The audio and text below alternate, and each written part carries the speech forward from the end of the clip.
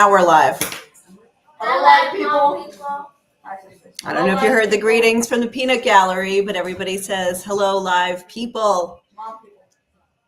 It's really good when you're addressing live people. Actually, it's much better.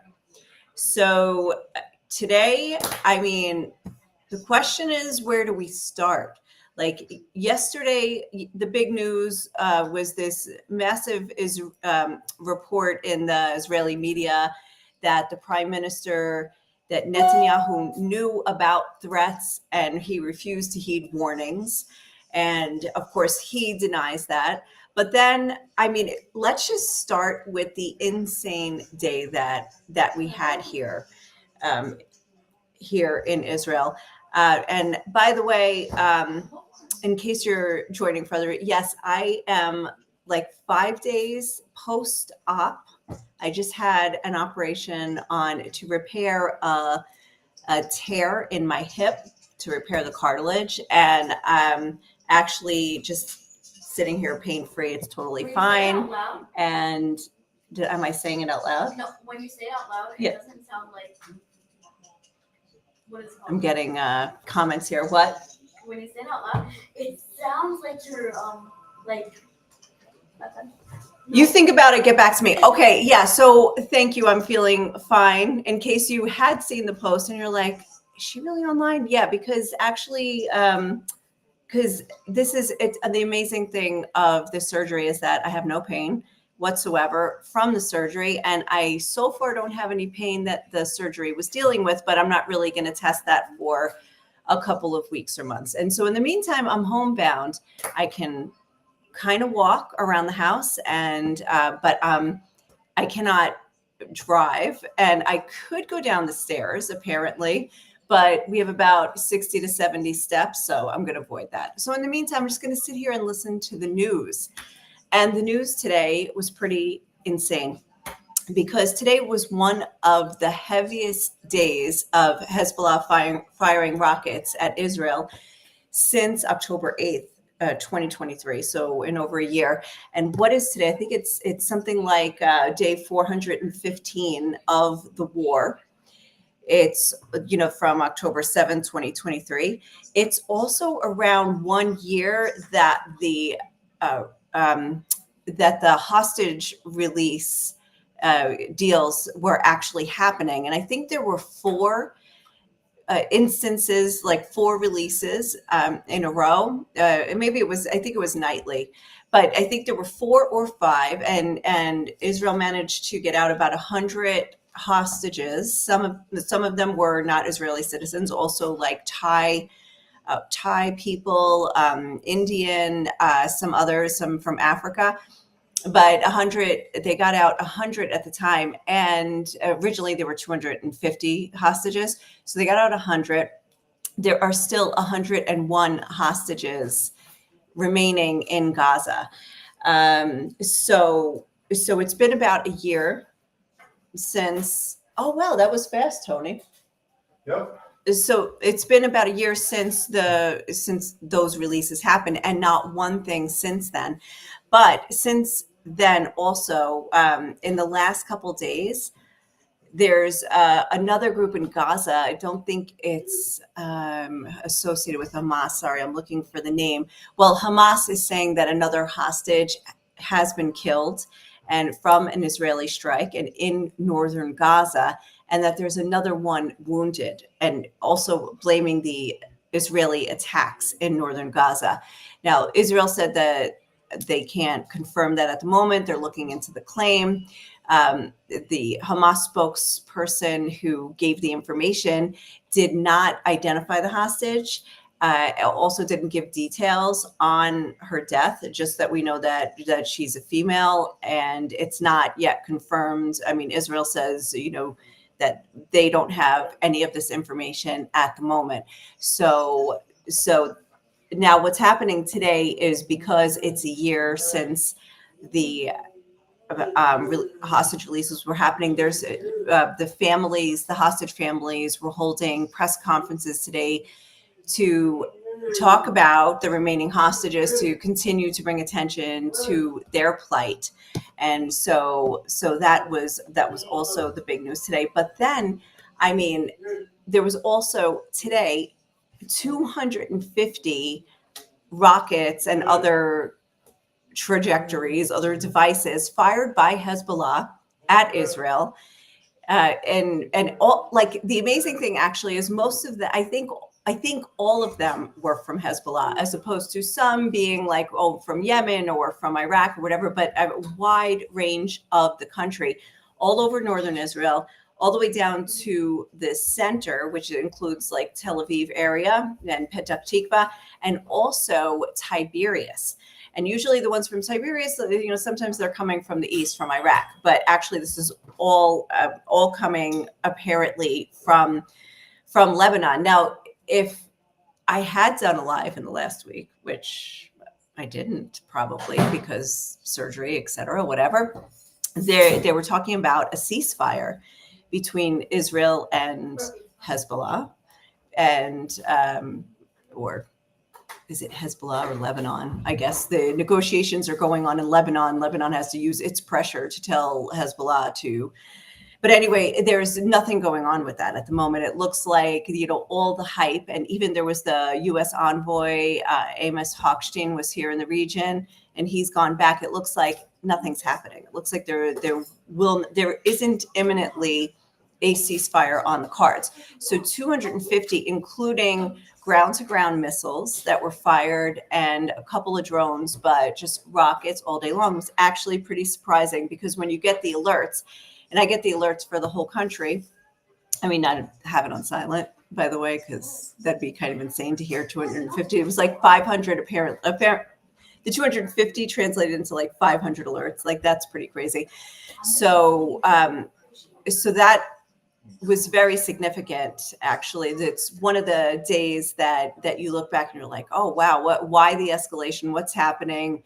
And I don't necessarily know that there is a reason for that. So, but that was absolutely insane today. There were, it was a rainy day here, and I think most of the rockets were stopped. A few landed in open fields. There was some minimal damage, but there were no Israeli casualties. Now, of course, there is continued attacks by Israel in southern Lebanon and up to Beirut. But so speaking of the ceasefire, there's a couple things in what's happening in. Hold on a sec. I want to show you guys something, because what's happening in Lebanon right now is that, you know, you've got the country, the southern part of the country is controlled by Hezbollah, which is a proxy group, a terrorist organization controlled by Iran, that answers to Iran. It's funded by Iran. And yet they control a lot of the politics. They control a lot of the territory in Lebanon, but it doesn't mean that Lebanon is all out for Hezbollah. It's a very different situation than Hamas in Gaza, whereas Hamas was more accepted by most of the people in Gaza. And, well, I mean, of course, they're also a tyrannical group that ran the Gaza Strip without, not as a democracy. So, but in any case, they're more associated with the Palestinian cause than Hezbollah is associated with the Lebanese cause.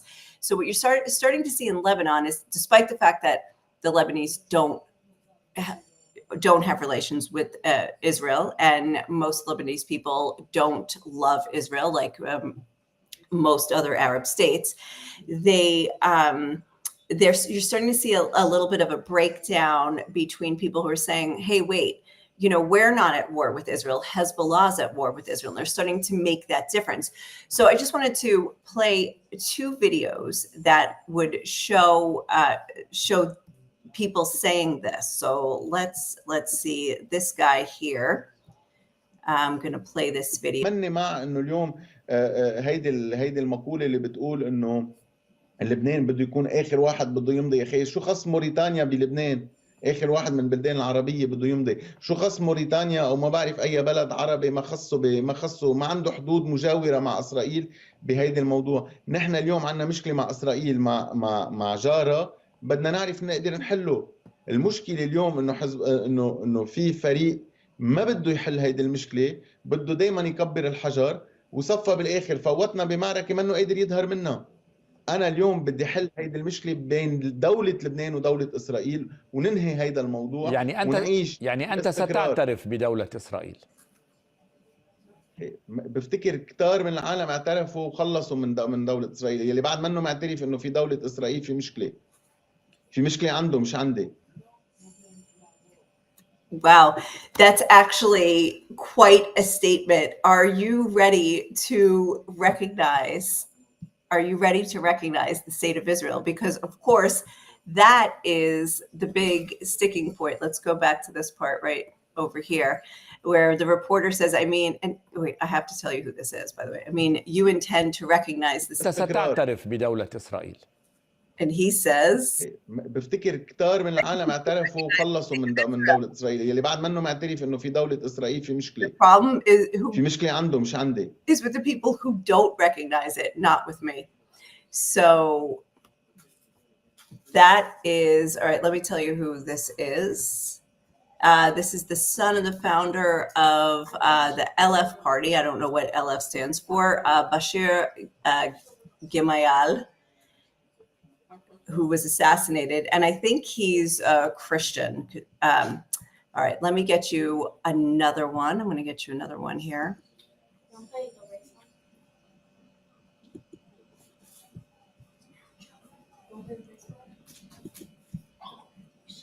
Okay, so this is Serge Dagir, Secretary General of the Lebanese Christian, was it Kataib Party? Let's see. معوات عم بيجوا يقولوا في اعتداء على لبنان، وفعليا ما في اعتداء على لبنان. ما في اعتداء على لبنان؟ مش يعني بفتكر حضرتك اليوم عم بتروح وبتجي وبتعرف انه في مناطق طويله عريضه بعيده عن هذه الحرب، صحيح؟ في مناطق مستهدفه وفي مناطق غير مستهدفه. بس بنعتبر حالنا غير معنيين؟ لا، مش معنيين، بس هذه الحرب فعليا هي بين اسرائيل وحزب الله، واصلا لم يتم اساسا استهداف لبنان من الاول.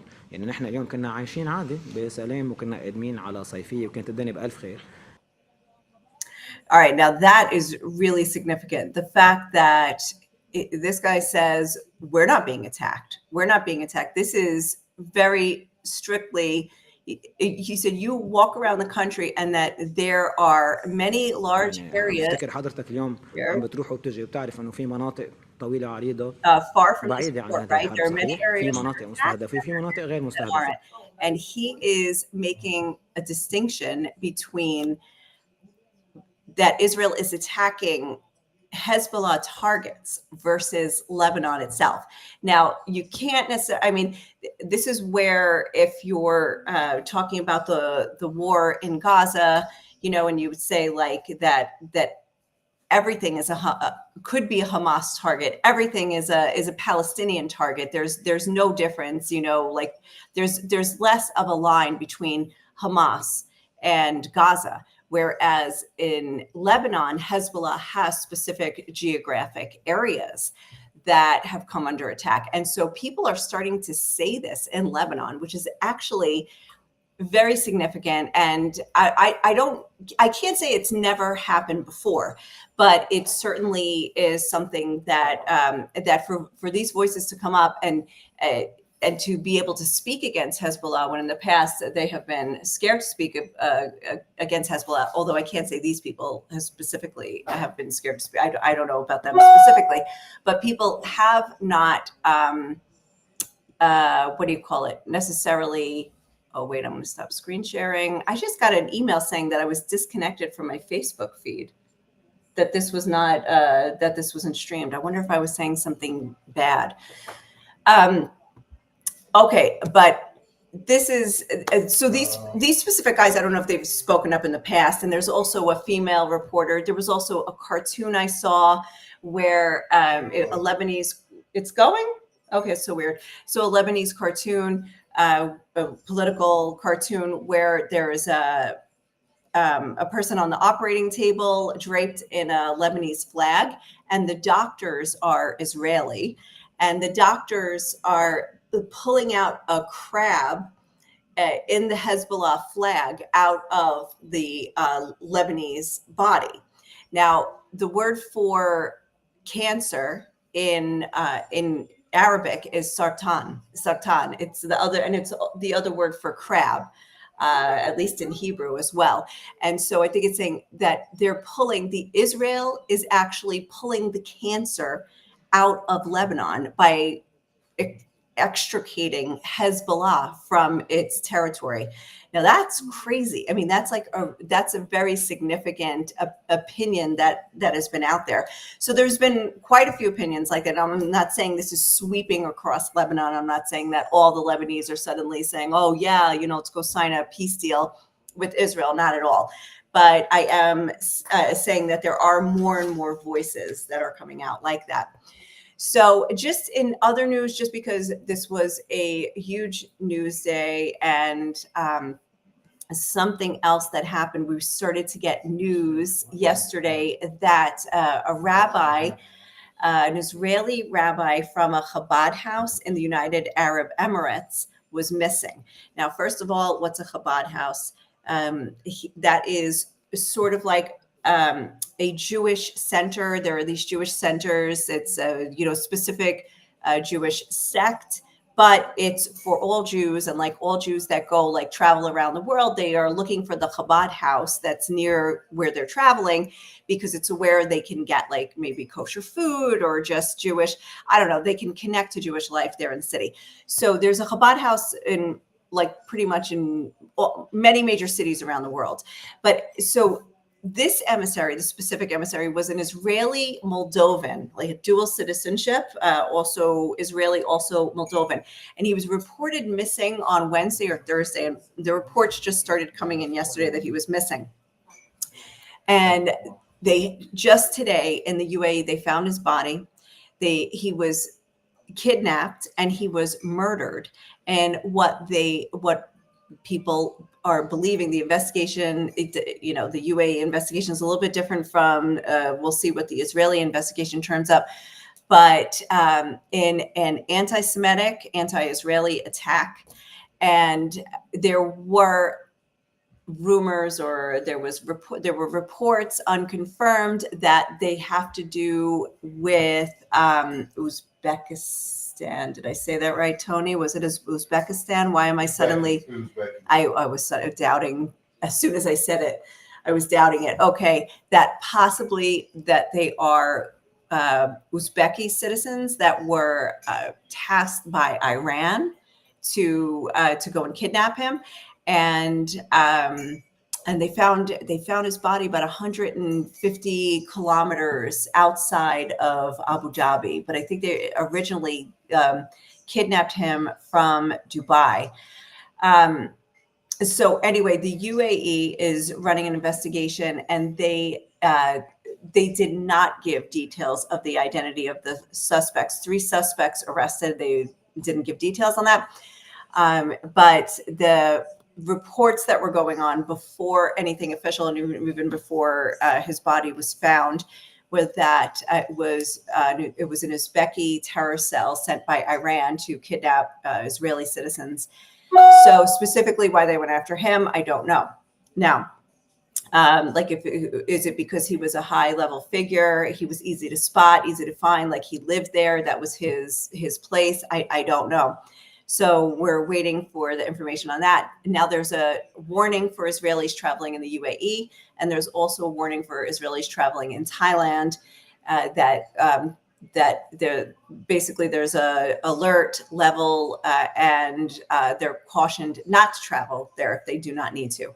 So and now the interesting thing about the UAE has relations normalization agreement with Israel. And there is this peace that Israelis can travel there.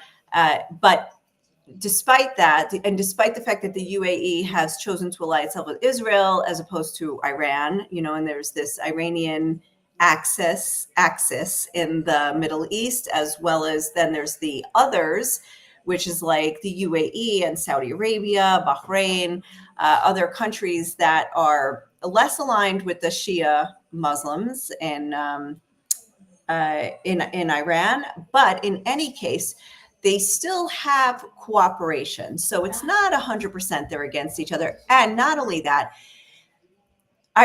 the UAE is a place, is it not? Well, it's not the first time that somebody's been kidnapped there. Now, there was also the kidnapping of the Iranian who left Iran and lived in, he was a US citizen, US German citizen, Jamshid Shalmad.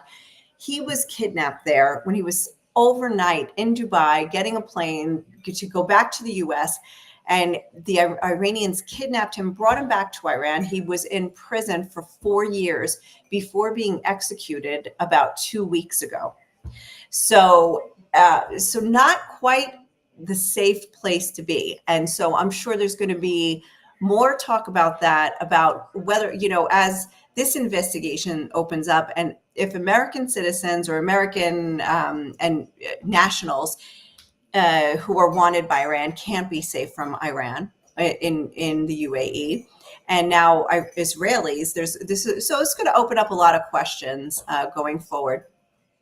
Now, the other major bit of news, let me see where I can find this really quick because, oh, yes. Okay. So I just thought this was it. Now, how we talk about always like there's this 7-front war and, Israel's being attacked by Hezbollah, Hamas, and the other H, the Houthis. And the Houthis are based in Yemen. And they have been, Yemen's about 2,000 kilometers south of here or so, and yet they've got some kind of missiles that they can get all the way here, and they've been doing that. They've also been harassing not just Israeli but other other ships in the Red Sea area. So they've been doing that since October 7th of last year, and so apparently Russia has recruited men from Yemen to fight in Ukraine. So this is a Financial Times report that just came out. And it actually shows, bolsters the Moscow-Tehran connection, because the Houthis are another proxy of Iran, and that's where they get most of their money, training, and weapons. But they went to Russia to then join the war against Ukraine. So the only thing I don't know is exactly is if it's been from the beginning, or if it's also depleted the Houthi military since in their fight against Israel, and I don't know about that. But anyway, that was also interesting. So let's see. I think Netanyahu is trying to delay his trial. Oh yeah, he's on trial. Oh, not the one at the ICC. He's going to be on trial. He's supposed to be on trial here in Israel. So it's not just The Hague that wants him. It's also in Israel. He's supposed to be on trial on different corruption charges. He's trying to delay that because he says, but I've got a war to manage. And so we'll see if that happens. Otherwise, he's scheduled to testify in the coming weeks. And that has nothing to do with the ICC. So it's interesting because when I did the report that said that the ICC that they have issued, that's the International Criminal Court, that they've issued arrest warrants for both Netanyahu and for former Defense Minister Yoav Gallant, and somebody who's Palestinian, wrote a comment and said, "Well, I hope they arrest him." And the funny thing is, somebody who is Israeli told me later, said, "I hope they arrest him."